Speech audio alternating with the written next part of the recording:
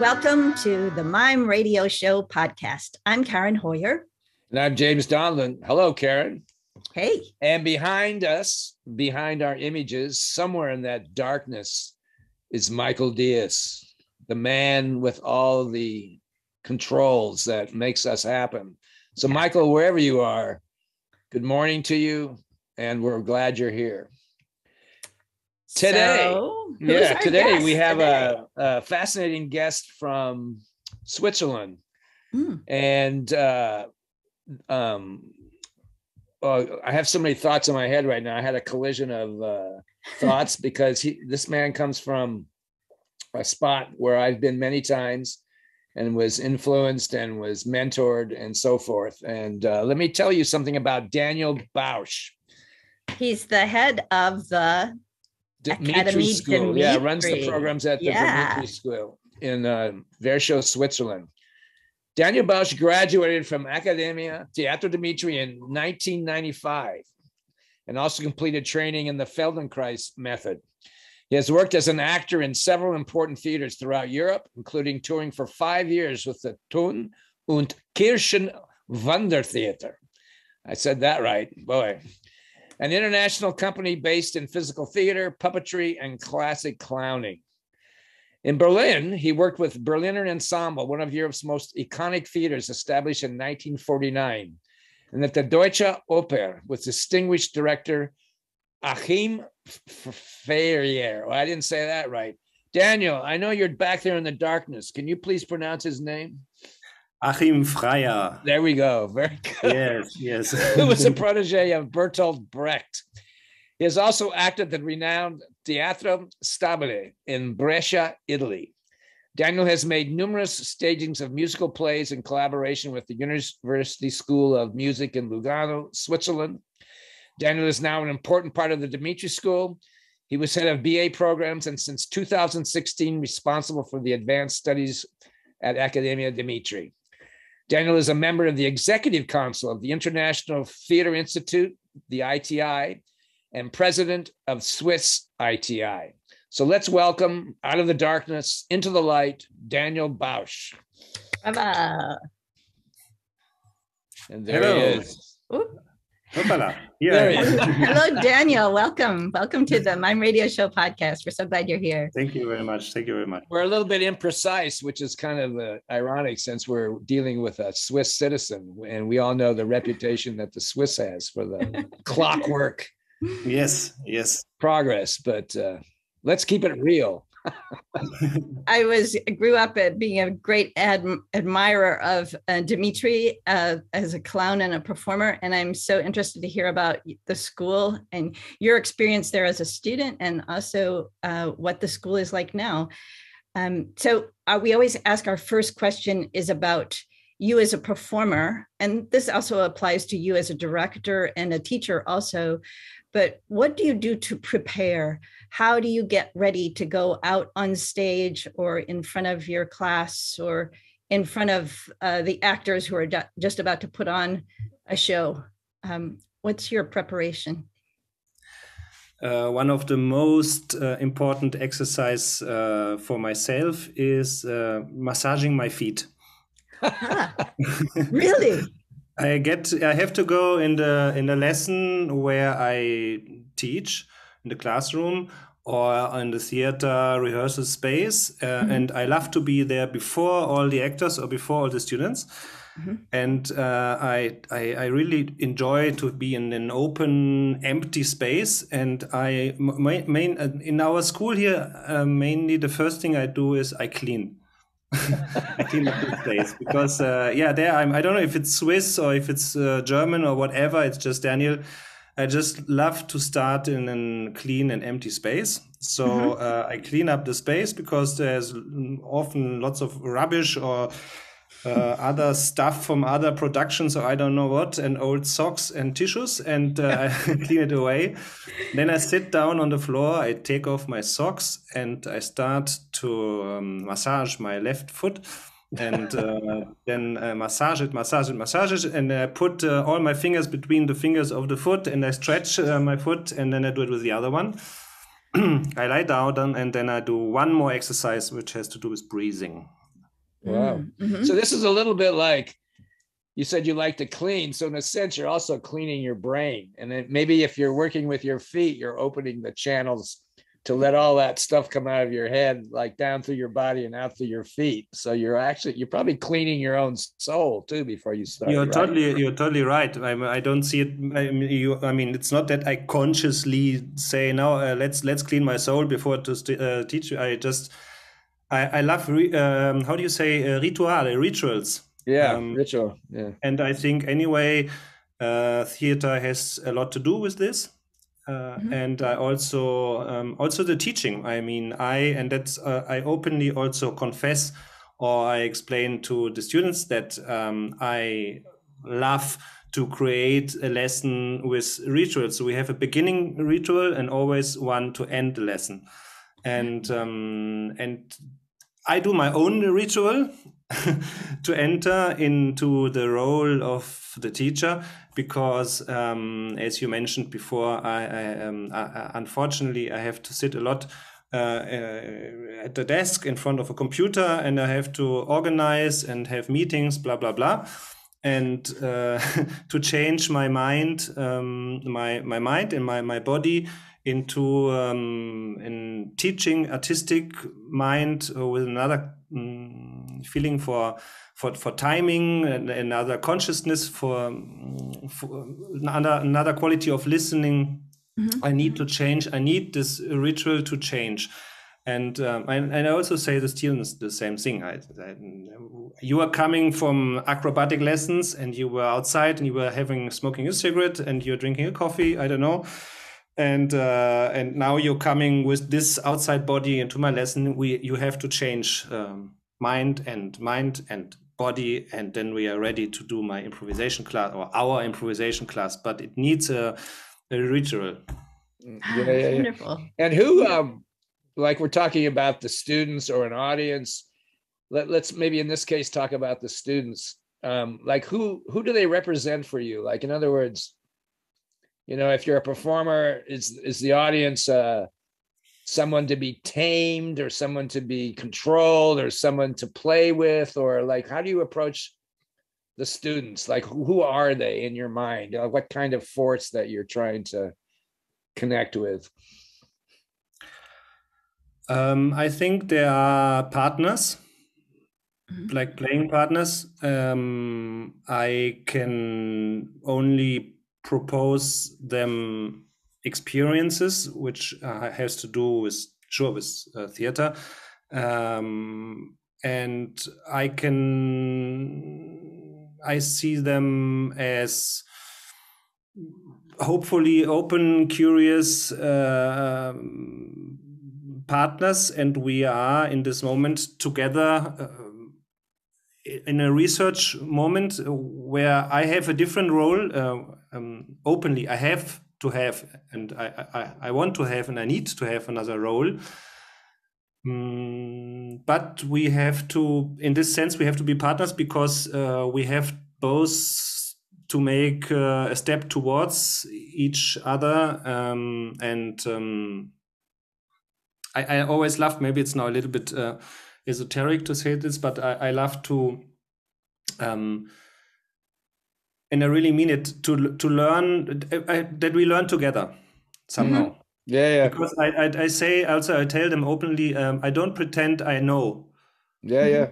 That's good. I mean, I have some more experience because I'm 50, 51, 52, and they are 22, and for sure. But it's not that I know. Oh, that's wonderful. That's a very, very enlightened way to be a teacher, to be a partner, and to learn along with your students. That's refreshing.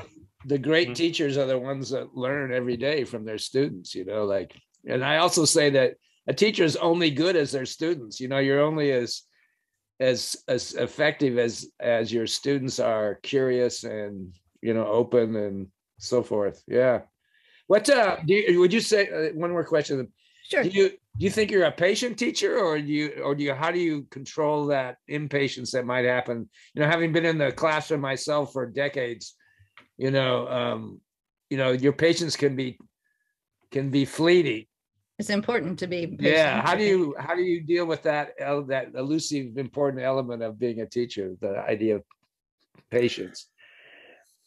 I mean, being a teacher here at the school, it's like it's a huge gift, because the young people, they have chosen to come, and so we are together in this bubble, working, and I think I'm very patient. I'm not patient when I have to work. Sometimes I have to work with school kids, which have to come because the teacher maybe had this idea, or they should do some theater, and then they're coming with some teenagers to Dimitri School, and I have to do a workshop with them, and it's awful because they don't want to move, they don't want to do that, and they're just giggling around, and it doesn't make any sense, and then I lose patience. Yes. And now I refuse to do it because I'm not good in it. I don't like it. Mm-hmm. Yeah. And I have colleagues. I have a colleague. He's a very good man, and he was in my class in the Dimitri School. Hans Henning is his name. He's German. Hans Henning Wolf, and we are working together. He's still working here at the Academia, and he's doing all these jobs with the students. He's going to working with kids and with young adults, and he loves it, and he's very good. Yeah, you have to find the place where you're best at as a teacher. Yes, and that's really his thing. And he's like a warrior, and he is so impressive as a teacher, as a man, that they accept him totally. And I don't have the standing. I don't have the standing there. I just don't have it. What do you feel that you're best at? Like if you had to put your best foot forward after having massaged it so nicely, what would be your what is the subject that you teach at Academy Dimitri? It's a subject which is called improvisation. And it's a special subject because it's taught through the whole 3 years of the bachelor. It's like in other schools it would be maybe called basic training in the first year, and then maybe acting or physical acting, however. So it's not, let's say, only about improvisation, how to improvise like Keith Johnston, this game, theater games, theater sports. It's a lot about the basic rules of acting. And would you say it's how to meet? So are you following those students from the beginning all the way through? You get to be access with the students as they go through the whole program. Not anymore. I mean, in the beginning, in the first years, I was teaching the first and the second year. The third year was another teacher. Then he left into retirement, and we got a new teacher. And I had so many other jobs to do about the organization of the school that I asked, and it was not possible anymore to have the first and the second year. And so I have only the first year, and I love to work with the first year, I have to say. I really love it because they come and they're like raw, like they're like they have some wish, some dream which they don't know what it is really, and they find it maybe not, and they're so different, and it's incredible to see them growing. I mean, when we see them, I mean, we all see them at the entrance exams, and they're like kids, and then I have them in the lessons, and I see them growing the first year, and then I see them always, and at the end it's wow, they're different human beings. They're really. Did you say that in terms of the idea of improvisation, that's really just offering them a way to look at the world in a different way, like how all the different parts fit, not only in the arts, but how this notion of being an actor or a performer and how that meets the world, because I would think that this idea of improvisation is, like you say, it's not just theater games and funny shows, but it's more about how to navigate the world, and in this case, the art. I would think that would be part of what the class would be about. Yeah, I would love that it would be like this, and maybe it is sometimes like this in some moments. And when we do exercises, for example, about listening, about watching the surrounding, and through the exercises, maybe some of them learn to see where you move, where you live, where you walk around, to see the world with different attention, and you see the colors, or do you see the forms in a different way, and you start to put them, let them in your body, and maybe and that is also part of the process, to be able to learn to listen. What is the effect on your body when you let the color in? Exactly. Form you're seeing inside, what does it affect you? And then be able to feel that, to listen to that, and then maybe also even be able to keep it for a moment and to transform it into movement and sound. For example.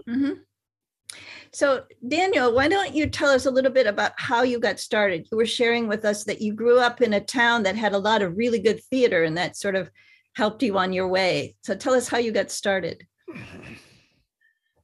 Yeah, in this town where I grew up, is called Bochum. It's in a very industrial area of Germany, which got totally destroyed in the Second World War by I think U.S. Army, I don't know, or many different armies. Anyway, and had to reconstruct it. And it's not a beautiful area, but it is a very interesting culturally. And my parents, they are very interested in arts, in theater, and music, and that brought me many times in this theater. And I also went to a Waldorf school, Rudolf Steiner Waldorf School. And maybe you know that in these kinds of schools you do lots of theater. And my first big success was Midsummer Night's Dream, Shakespeare. Lysander, I don't know how to say in English. I played this man who is mad for love, and that was my first success on the stage. And in the 12th class of the Steiner School, you can choose to work for 1 year on one project.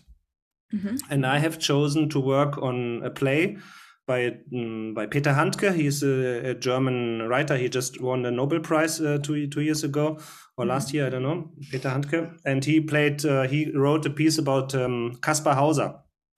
And it's a German myth, Kaspar Hauser. And I wanted to play this play, and I had found a very good director from Bochumer Schauspielhaus. He directed me. And so I worked for 1 year on this play, and that was for me really like the big change, game changer. I don't know. How old were you at that point? What point of your life when that happened? How old were you at that point? 17. Yeah. So how did you find your way to the Dmitri School? Because I know you graduated from. Was this after college or after other studies, or? But that's a nice story, because this man, this director, Hartmut Gerke-Tschudi, he was a very good director in Bochumer Schauspielhaus. And I met him, and I went to him and asked him, do you want to direct this play? And then he decided, okay, yes, I will do it. We worked together, and he told me about Dmitri School. And at that time, what was the Dmitri School in your mind? Like, maybe, also like what did it represent for you? Because this was several years ago. I had no idea. I never heard about the school, nothing. And He didn't know also nothing. He just said, Daniel, you are very stiff actor. You should learn to move. You have to use your body. Go to the school somewhere in Switzerland, in Ascona, some Russian name, I don't know, whatever. Just inform yourself. And then I called by telephone the tourist information of Ascona, and I said, do you have a school with a Russian name here? She said, yeah, Dimitri. So I called at the Dimitri school. They gave me a number, and there was Gunda at the Gunda Dimitri, his wife. Yeah. And she said, yeah. In 2 weeks, in 2 months, we do exams. You can come. So I went. They took me. Wow. And how did that change your perception of theater? Up to that point, like, did your mind explode with new ideas and new approaches, or was it very familiar to you? Like, how did you transform in that period of time? I mean, the first transformation for myself was not around theater. It was more about this going away from my parents, going into another country, to another culture, going to learn Italian. I didn't know one word of Italian. And I had a little van, and I was living in this little van on the parking behind the theater Dimitri. And it was raining for 3 months, so it was raining in my van all the time. Everything was wet, and that was the first thing of transformation. Was this wow, I'm by myself. Wow, I'm away from my parents, and wow, this nature. I mean, this is you know it, James. I don't know, Karen, you haven't been here, maybe, or you have been here. You haven't been here, so you should come once. I invite you. You should come. No, it's really a very beautiful nature here. So it's when you come to Bochum, it's really crazy, like palm trees and mountains and rivers, and it's like paradise. And then the 3 years of theater school opens up doors of creativity, of crazy ideas, and that is also a really strong part of the school, that we get some tools to open up creativity and to make it into something, give it a form, give it some kind of theatrical Did you become less stiff? For a moment, yes, but now I'm stiff again. Go ahead, Karen. I was just going to say, after the Dimitri School, then you sort of went onto a career in theater, right? No, I went to go on with school. Sorry, I went on with school because I was interested in, like, let's say, German voice, speech theater, classical theater, because that is what I saw also in Bochum, and so I went to Berlin afterwards, after Dimitri School, and I had another half a year of intense lessons in voice and in role playing, rolling research, literature, and I had different lessons on the school. So and then I started my way as an actor through Europe, because it was always for me connected to traveling, to being in other countries. That was always something very important for me. I don't know why, but I always loved to travel in combination with theater. And what was the trigger or the spark of energy that got you interested in teaching? I mean, had you always been, at this time when you were studying, did you always find interested in the process, or were curious about how things worked, or how did this career as a master teacher come about through this period of time when you were an actor? Well, like, how did that evolve? Yeah, I mean, after the school in the first 10 years, I was very interested in the process, how it works, but only for myself. And I find this also a very difficult point of the work as an actor. It's a lot around yourself.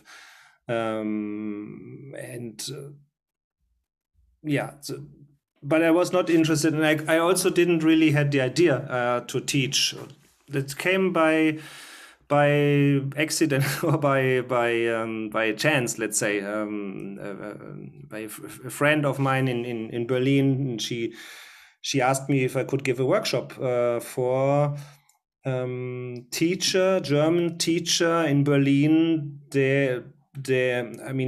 Like in Germany, music people who are teaching music lessons, music theory, they suddenly had to do theater workshops. They were asked by the direction. So she was looking for people who could teach these teachers to do theater. And she asked me, and I started to work with these people, and I really liked it, and it went really well.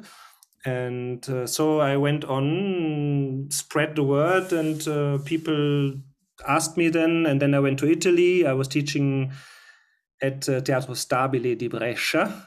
That's very nice. And I did there, for example, a very interesting project where I was teaching professional actors in physicality and training, and then we did then the director came and he directed the play, and I was also an actor, and then we played it en suite 1 month, the show, and then the project was over. So that did this love of movement, like you said earlier, you had been exposed to speaking theater, very, very strong classical theater. And then you went to the Dmitri School where you accomplished, some training in physicality and mask and mime and movement and acrobatics, all the things that they do at the Dmitri School. So did you find that you had come to love the physical side of it, or that you enjoyed that aspect more than, or were exposed to something new that you found you had a talent for and so forth to allow you to want to teach in that kind of area? Well, I don't know if I have a talent. I really don't know. I don't think so, but I don't know. And anyway, I got. But I got really, and anyway, you come from where you come from. So when I had 3 years of Dmitri, the 3 years of Dmitri was in myself, and I couldn't negotiate. I couldn't say. Sure, that's classical, no? You after the school, you say no, blah, blah, blah, and you are critical about it for a moment. But then further on, you say, this was quite interesting.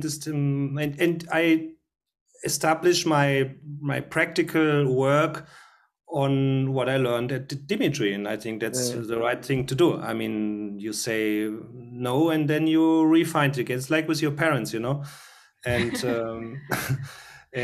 then. I would say I really like what you said about, like, when you're an actor, you think, I'm not going to teach. It's all about me as the actor. You have that. That's a part of the actor's ego and everything. But then when you actually are pushed into teaching, you realize how that's adds to yourself as an artist, that sort of develops another side. I always say that good movement is good thinking. And it's funny, I learned that in watching a master teacher in drawing, and he said, good drawing is good thinking. And I started to think about that, and I said, well, good moving is actually good thinking. It's about choices and what you choose to do. It's not about if you can do many flips or touch your toes. It's really about what's going on up here. So I totally agree with you, and I say also the same thing. The difficulty which I see then. Which happens sometimes, that then people get stuck in the thinking. Exactly, right. And then the body is not there anymore. So that is something you have then to find a way from the thinking into open that channel, pure being, into pure being. So what? I'm curious, what brought you back to work for Academy Dmitri, and what is it like to return to your alma mater and teach or run the school where you went to school, and have things changed a lot? Yes. Good question.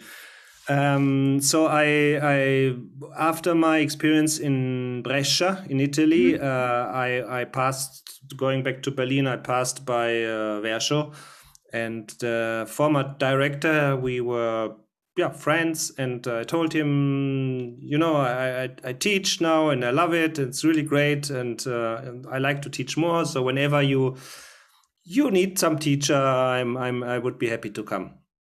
And then they called me right after this, and they invited the school invited me to do a project about Greek tragedy. And I came for 1 month to work with the third year about a Greek tragedy, and that went really well. This was a nice experience, and then they invited me again to teach. So somehow then I had a contract, and I had a contract for 1 year. And we came down with my wife Anna. She was happy to also change her life, and we had 1 son. So we came from Berlin, drove down, and had a house in a small village with 50 people living there, just coming from Berlin Kreuzberg directly into this small village 600 meters high in Ticino. That was a big flash, a big change of life. I would like to, we know some of the people maybe don't know much about the famous clown Dimitri, but we can maybe talk a little bit about him. But was his influence when you were there as a student, did his influence change over the years? Or like, let's say, he died recently, just within the last few years. Like, how did his influence or his magic, change over the time you've been connected with the Dimitri School and theater? So his spirit was always very strong and very present. Also, when he was not very often there, when I did the school, he was a lot. He had to do with his own career, and he was playing a lot on tour, world tour, and directing, and he had really a big career. But he was very present. You feel him in his spirit, his way of doing theater, and his way of seeing the life was always really very present. And it was a good spirit. I mean, it was really a nice spirit in this time. And now it also a spirit, but it's a different spirit. Now, he's dead, and also the co-founder Richard Weber, he was a very, very important person, because actually the pedagogy from the school got mainly invented or brought over by the experiences and the ideas of Richard Weber. Can you talk briefly about who he was? Because a lot of people don't know this about his importance and his influence and his his ideas that went into the formation of the school. Yeah. I hope I don't know the numbers really, but Richard Weber, he was very important mime artist from Prague, and he was part of also a really important company. And Dimitri and Richard met on a first mime festival in Berlin. That was the Fialka troupe, correct? Yeah. Yeah. Lazadal Fialka was the troupe. He was. Yes, exactly. Yeah. So they met there in Berlin, and then somehow they had together this idea, let's do a school in Switzerland. And then Dimitri brought Richard here. First they had the idea to go to Zurich, and then luckily they came to this idea to do it in Ticino. And because Dimitri is coming from here, from Ascona.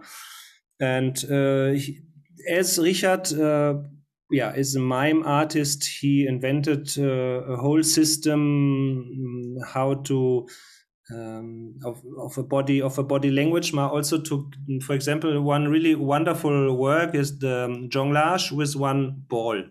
Yeah, and you're learning lots of let's say tricks or tricks with one ball. But it's really not to become virtuose nobody's expecting that you become a juggler, but you learn to use it as gesture, to be very precise about the gesture in the space, to put it on the right timing. You learn about timing, and a lot about your body working with one ball. And the ball is like you have to give it a content. It could be somebody, it could be a partner. Yeah. This is very, it's interesting because I've used that exercise for 40 years in my classes, and I forgot where I was influenced to do that.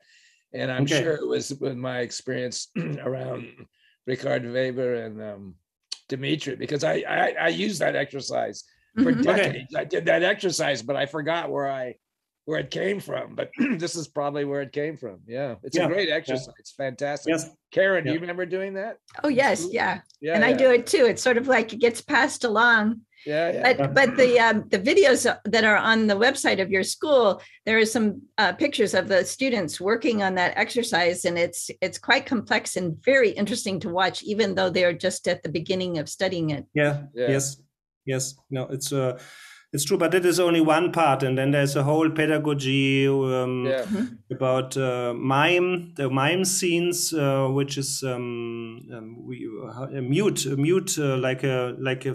films, where you have to express without words. But it's not a classical pantomime, but it's miming, and then creating a mask and playing with the mask.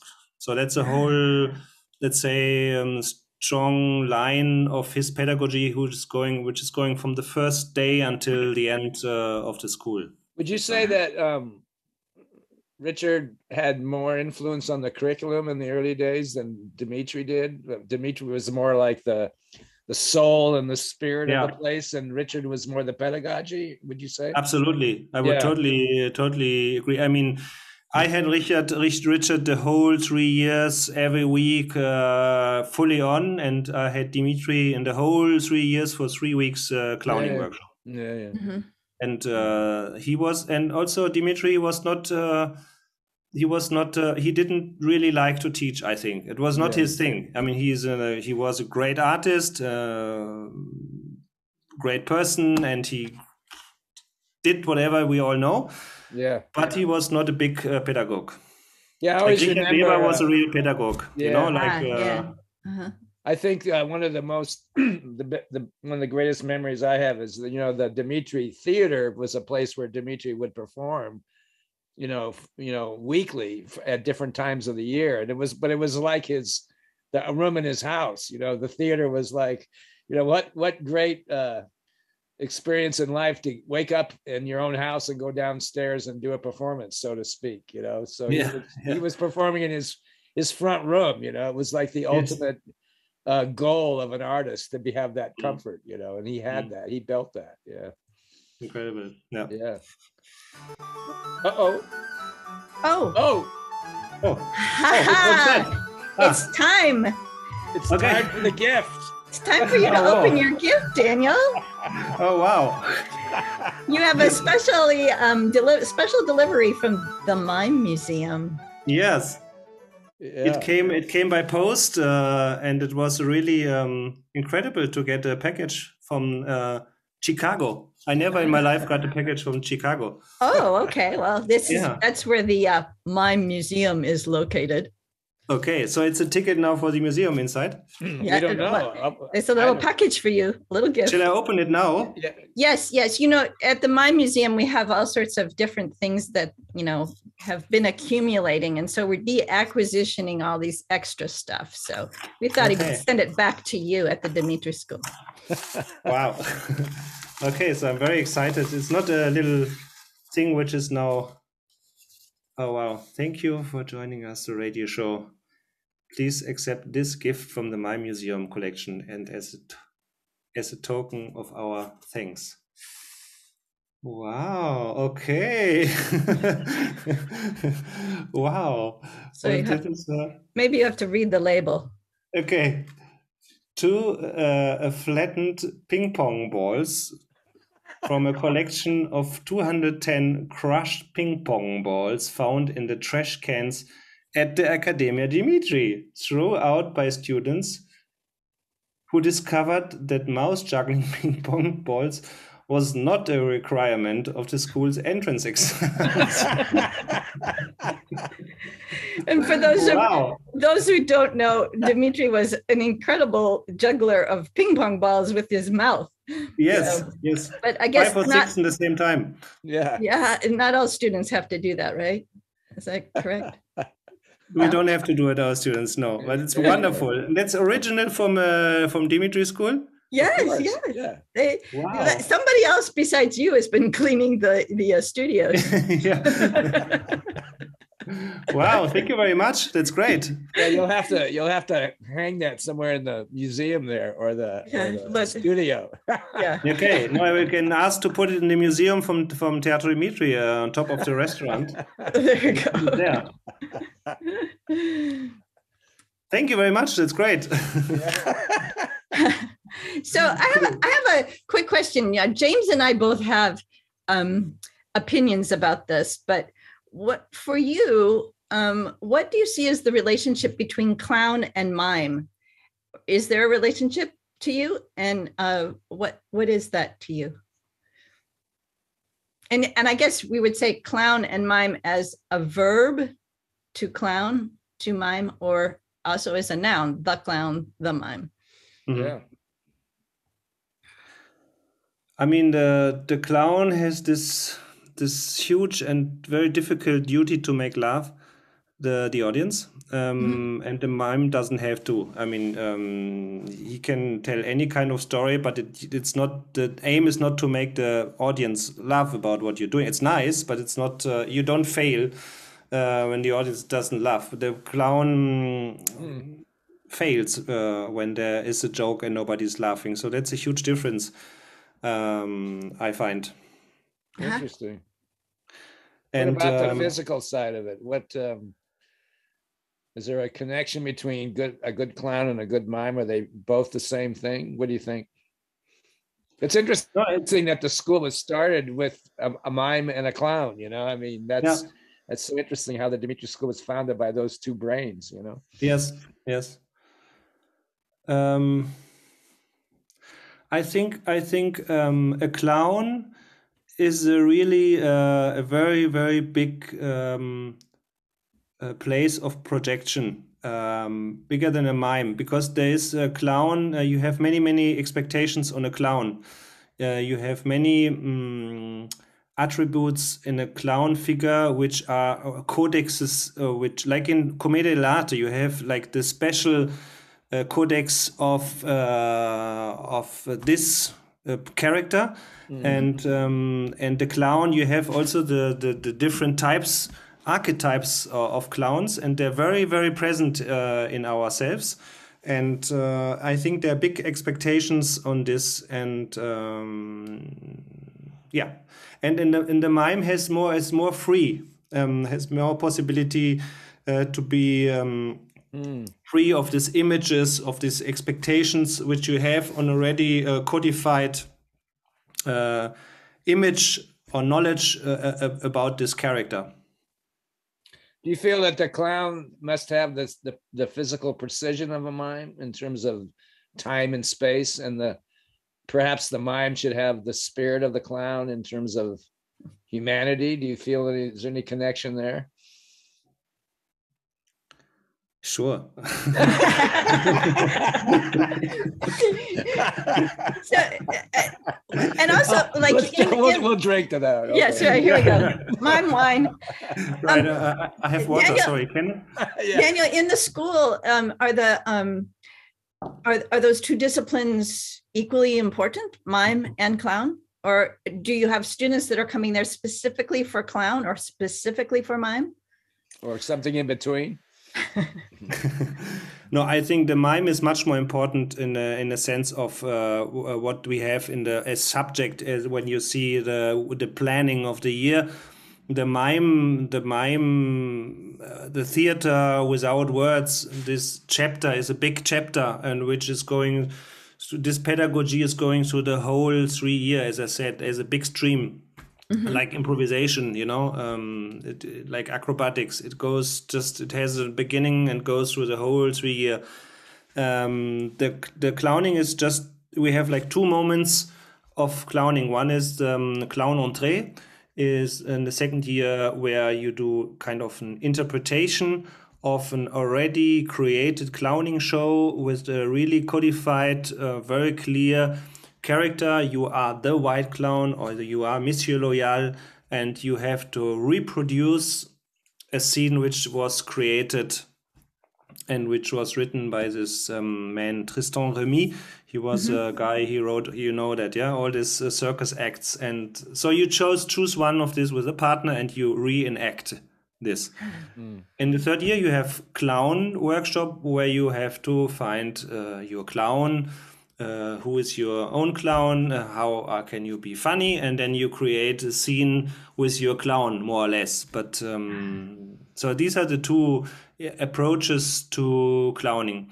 Do you feel the clown is more elusive to accomplish the figure, or to accomplish the process of the clown? Is that a little more mysterious and elusive than with a mime? Do you feel? Is it more, I don't know. You know what I'm saying? Is it? No. Well, you just talked about how important character is to the clown, specifically. Yeah. And then the mime has more freedom. Perhaps the mime is more universal, meaning can transform into different areas more freely than the clown can, because the clown has very often props and things that are very concrete that they work with, whatever it is, and the character can be very concrete too. So I'm saying, to find that mystery and that magic of the clown, to me, it's perhaps more mysterious, because you have to fight through all these structures. That the clown, I think, has more structure than the mime energy, which can be more mystical in some ways. I don't know how you feel about that. Yeah. I have the feeling of the clown act is more like like an acrobatic number. It has a very, very, very, very precise timings. Yeah. Very, very precise actions and gestures, where maybe in the mime you are a little bit more free to. See, I think that's the difficulty, because I always say, if a clown's not a good actor, or a mime's not a good actor, you're not good. There's this acting thing that especially with clowning, because you just said it's so precise. Like a clown who's an acrobatic clown, I think that would be really difficult, or any kind of circus skill, because how do you keep the freedom and the spirit that lives within the structure, because if you miss the structure, you might break your neck. You know what I mean? Absolutely. Yeah. And then the clown has to have that sort of internal life too, that is from the acting side of it too. The mime is a little bit more universal in terms of taking on many different characters, maybe not as personal or internal. Yeah. What do you see? Where do you see the place of the Dimitri School in today's world? I know, I've been alive a lot of years, and I've seen how culture has changed, and I'm not too excited about where it's going at the moment. But art will probably save everything, we hope. But where is the Dimitri School now? Where does it come from, and what is the future? Where is an institution like Dimitri School? What part will it play in the world? Wow, what a question. It's like, it's where we are, No, sure. Where, as you said before, where we are in the world right now is not such a good place. Here I don't know how it's in the feeling in US, but in Europe, this war is very, very close, and is very influencing everything at the moment. Like it really changes everything, how you see, and what is important in life. And we had this period of Corona, which you also experienced very strong, as I know, and that changed already everything. And now the war changes again everything. And who we are in this world, I can't tell you yet. I just feel that the young people which are now coming or which are already here and which are applying for the next round, they grew up in a different world than us. Absolutely, that they are different, and they have different expectations and different questions, and we have to find a way to connect to each other. And sometimes I feel I have two sons. They're 12 and 14, so I have a connection. I have a quite strong connection to this world, and I don't have also this connection because even to my sons, I feel they have something which they live, which I don't know and I don't understand, and I don't. Sometimes my sons, they show me a stupid joke on which they found, and they laugh totally, and I can't laugh at all.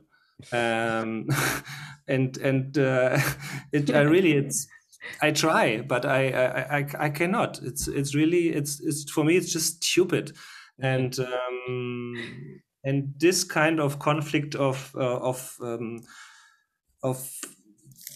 generations is coming more and more because we are getting older, and my colleagues at the Mime School are getting older, and they are always younger. And but what something is at the moment very strange, because I'm not connected anymore to the professional world, where I have to prepare them for. I don't I don't really know from where they're coming. Yeah. Are your students coming from all over the world? Are they mostly from Europe, or mostly from Europe? School? Yeah. I mean, we have like Chinese student, or we have now in the first year we have a guy. He's coming from Argentina, like really from the south, from the desert, and so he brings also totally different culture. Do they seem to be hopeful, or are they cynical? Are they curious? Or what's the feeling of the young people that come to the school? They're very curious, yes, and they have chosen to come. And they're good people in general. I have the feeling that they are more sensitive. They have less tools to protect themselves. I have the feeling they are more open, and we have to find a way to protect. It's like it's like, wow, the world is not so good at the moment. We all have to be careful, and they are on a very big research of identification in many levels, and because they're coming just from home, they're coming just from the home nest. They're like you in your van with the rain when you're there, exactly, away from home, and absolutely, and they're like a treasure that is important for the world to come, and you need to protect them and help them grow. What's the ratio of men to women? Is there? The Mime School probably doesn't have a criteria. Do you have to have more men? Like in traditional acting schools, they usually take more men than women. Yeah, but there's nothing like that at Dimitri School. And I'm just saying, are there more women applying? I always found in my lifetime that if I was always teaching outside of an institution, that I would always have more women students than men. Yeah. I'm just wondering, what is there a different? What's we going have on there? More women in general. If Karen wouldn't be here, I would say no. We have too many women in our. Women teacher. My colleagues are so many women, and the students are so many women. Yeah, I think it's because women are more open to learning, and men are more like, we know it all already. No, I shouldn't say that. I don't know. I'm not serious. In the past, men had the pressure to conform to a particular expectation of a culture. Like you had to. be the man, you know, you had to provide for the family. You couldn't fool around with art, you know, in the old days. And so I think that's a little bit true today too. I mean, I see less men, you know, looking into the arts, especially in theater. You know, it seems. Well, they should. It's really important. It's an important part about growing your soul. Absolutely. Yeah. Absolutely. So Daniel, you've traveled a lot too. So here's a question for you. What's your favorite place that your work has taken you on your travels?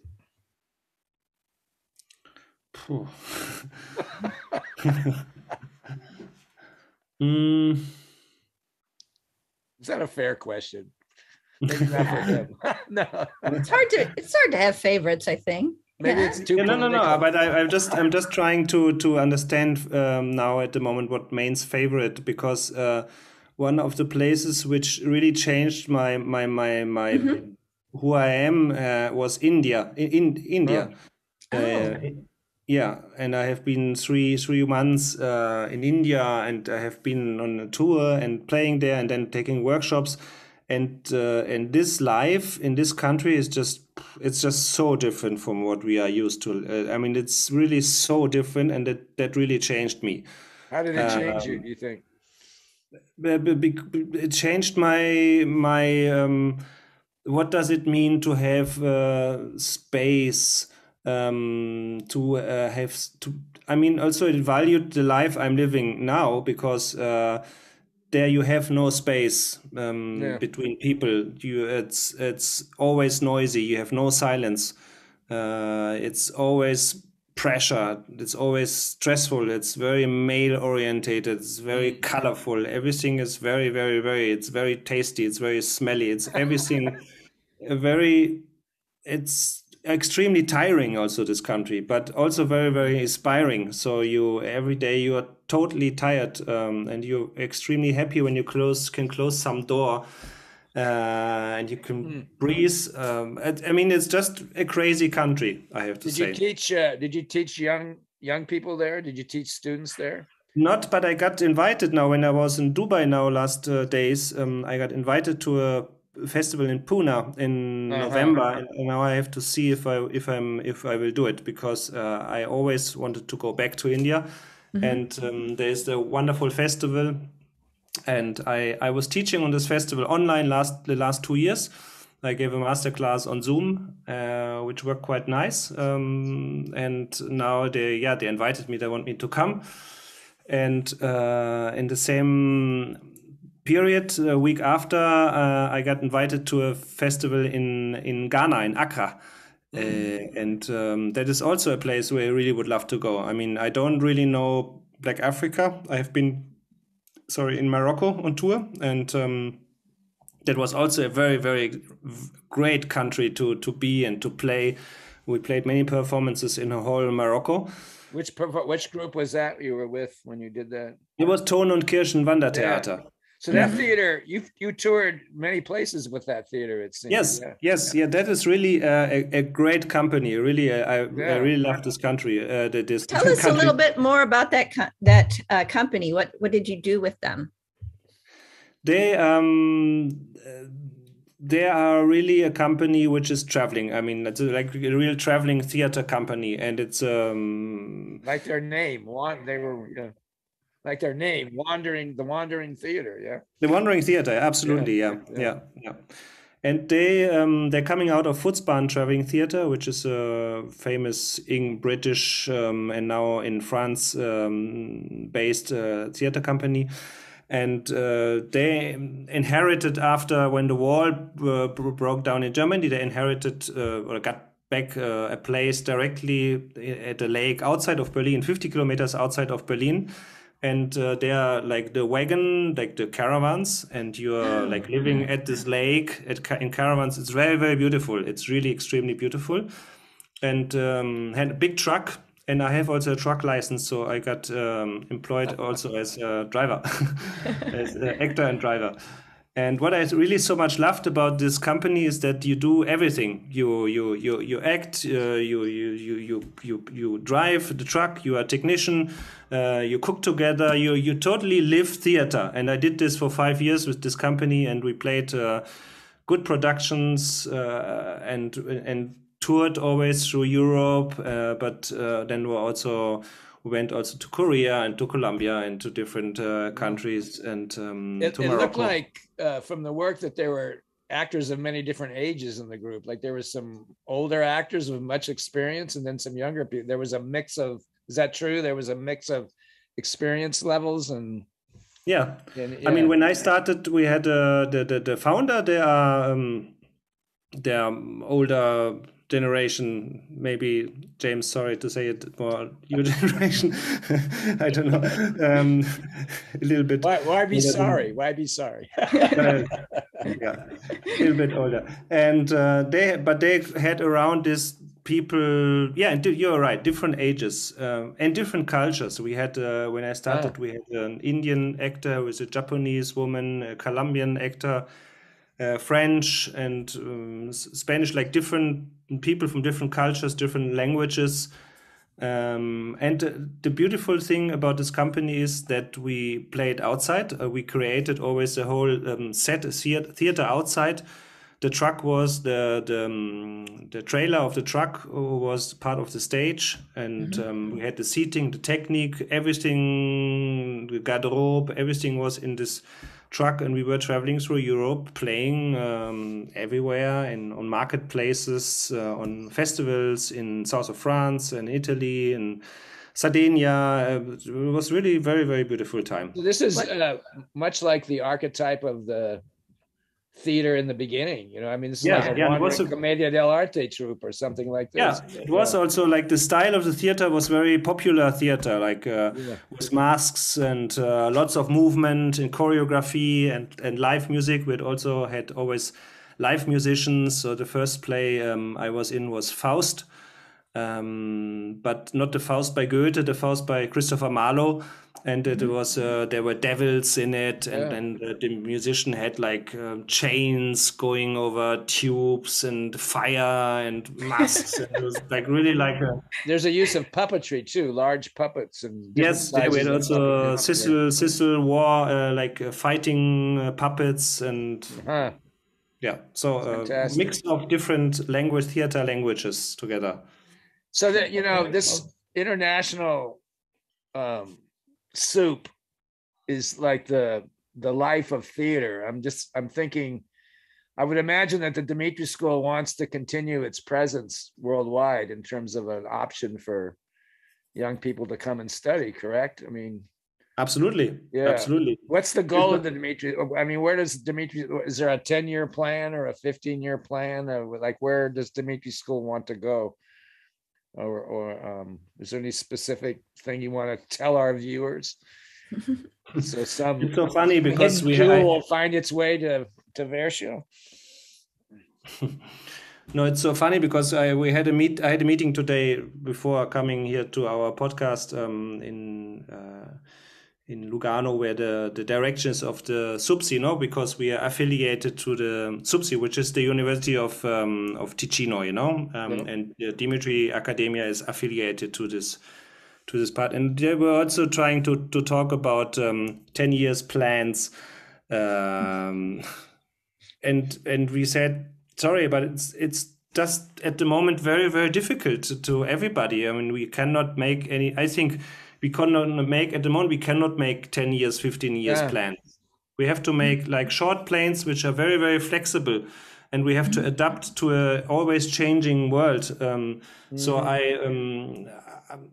for sure, I hope totally that in 10 years, we will have many students. We will not be in Verso anymore. Most probably we will be on a different place, which will be much bigger because we are growing. We have more students. We have more things we will offer as courses. Same read. You want to be in the sure. Yeah.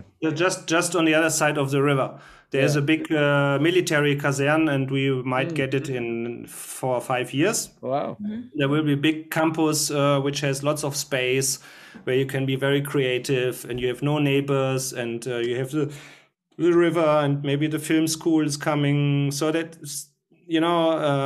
and we are hopefully living in a world where hopefully politicians will see that art is something very important for a society, for the survival of a society, and we don't have politicians which are just thinking about Corona rules and trying to save the world with money, but you have intelligent people who really believe in arts, because arts has this strengths, and the strengths, and art was always very important in crisis moments of society, and we have a really very, very strong crisis moment now. Yeah, they always say great art springs from the crisis moments. What about the International Theater Institute? I assume they're having the same challenges, would you say? Absolutely. Yeah, absolutely. I mean, we had just now huge discussion how to react on the war. And we have people that wanted to be solidarity with the Ukrainians, and we had a huge discussion. And luckily, we said no. We are an international, worldwide institution, organization, and now they are also bombing the Turkish army, the Kurdish population. In Afghanistan is war. In Burkina Faso is war. There are many wars at the same time, and we are for peace. We are against aggression by one Russian dictator, but we support Russian artists. I mean, it's crazy that you have countries where they are forbid to play music by Tchaikovsky. They stopped an opera in Madrid because there was music from Tchaikovsky. I mean, it's totally crazy. And for sure, we feel with Ukrainian people it's awful, but we cannot support only Ukraine, for example. So it's finding a higher ground, like a place that is above it all, that hopefully will nourish a new world. That's what art's supposed to do. Yeah. Yes. Yeah. Many of the people that we interview on this podcast, we ask them about the future of the art and what they would recommend to young people. And it's lovely to be talking to a person who has a school, and that we can say, here is a place that you can go to nourish your artistic soul. Can you tell us a little bit about what you look for in a student that comes to study with you? Good question. So for sure, for somebody who's curious, who has a big curiosity about life, and has this slight artistic sparkle, and wish to transform what you see through your curious eyes into an artistic format. Yeah. So it's not particularly that they already got certain skills, it's that they're willing to try and learn. Sure. That's always nice when you get people which have already, they know this and that, and they're brilliant dancers and brilliant acrobat, and they can sing. Sure, that's beautiful, because sure, it's nice. How do you balance? Sorry, did I interrupt? I was going to say, how do you balance the goal of the spiritual versus the commercial, or not commercial, but one can do art to make money and to have a career, and one can make art to be a better human and to make the world a better place. Is there a philosophy or a balance that the Mime School adheres to? I mean, do you emphasize, we're going to place you in a theater, you'll have a job as an actor, or you will become a more whole, contributing human to the world? Or is it both mixed together? That's a hard question, I guess, but. Yeah, but I think nobody who is interested in commercial will do this school, because when you're such a young person, when you're so young, when you're 18 or 20, and you think about money and gain money, and it's important, then you don't go do Dimitri school. You go and study law, or you become economics. You go to Dubai and you make business. Yeah. So there's, in other words, there's the profile of the Mime School is not to promote that you'll be making this money or you'll be in this company after you graduate. It's that's not touched upon at all. Yeah, good. Not at all. But sure, I mean, sure, there's a moment where they realize, and it's quite late, it's during the third year, where they realize, shit, the ending is coming, and I have to start now to think about to earn money, because maybe my parents, they told me these 3 years we will pay you, or the parents have no money and they had to rent the money at take a loan mortgage, I don't know how you say. And then they start to be a little bit scared, frightened sometimes, and do you have students that stick around Verscho for a long time after? Maybe not a long time, but do you have people that are so, wrapped in the magic of the place? Do they stick around and live in the community for a while, or make a home base out of it? They go or come back, like me. I came back. Some they never went back and they always stayed and founded their family there. And but the problem is now it's very difficult to stay here when you are not Swiss. I mean, now I became Swiss now, but it was really hard work, and I could do it only after 10 years, having a contract, paying my taxes and stuff like that. And now then I applied, and it was a big thing. And as I said to you before, luckily I didn't know what it meant before. You didn't know what you were getting into there. When I first went to Verscho in 1977, there in Switzerland for the first time. Switzerland was the first country in Europe I ever went to as a young man, and I remember there was no graffiti anywhere.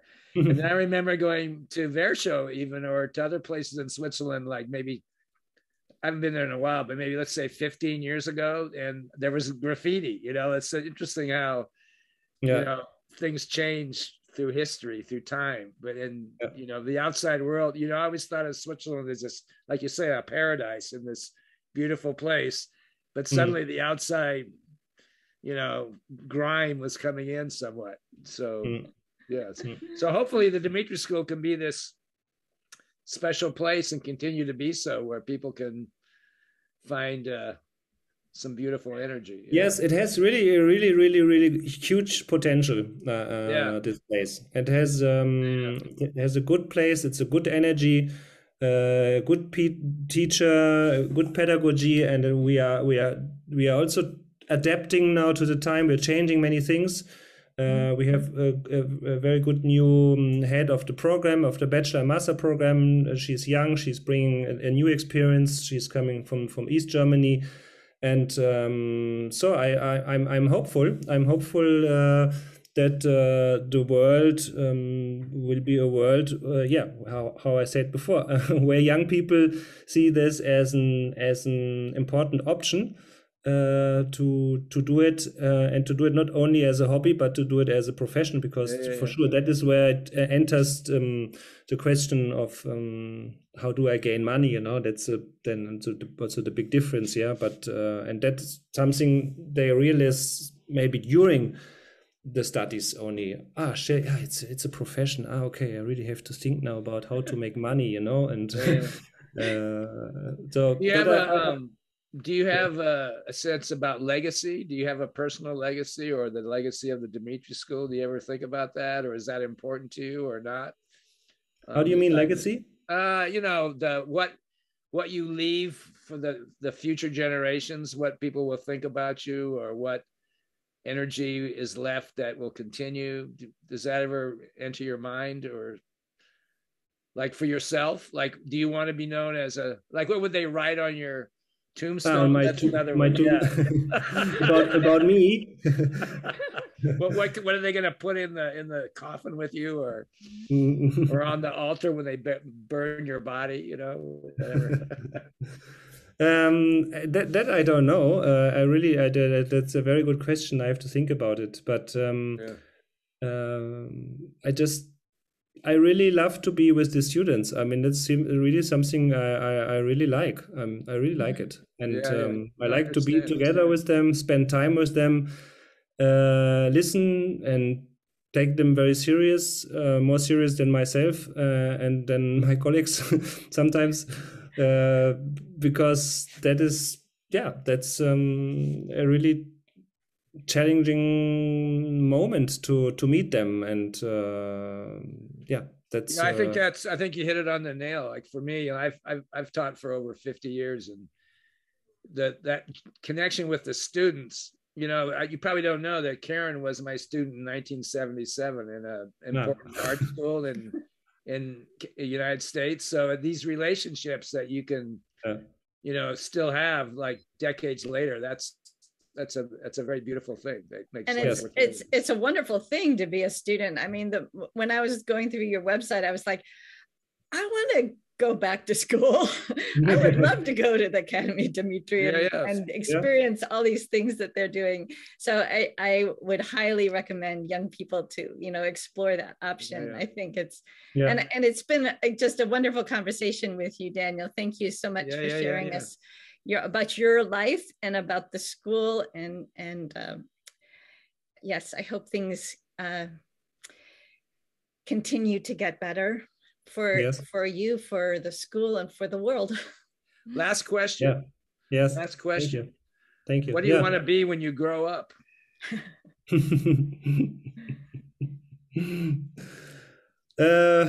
When I grow up, I want to be a very good. How do you say?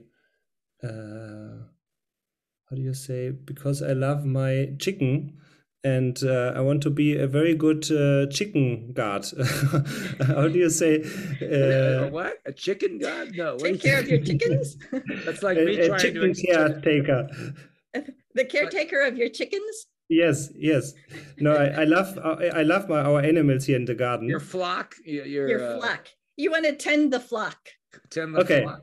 Yeah. Okay. That's a great idea. I think that's what he's trying to say. Thank you so much, Daniel. This has been wonderful. Yeah, thank you very much. And you're welcome. Thank you very much. That was Daniel Bausch from the Dimitri School, ladies and gentlemen, and we'll see you next time on the Mime Radio Show. Bye-bye.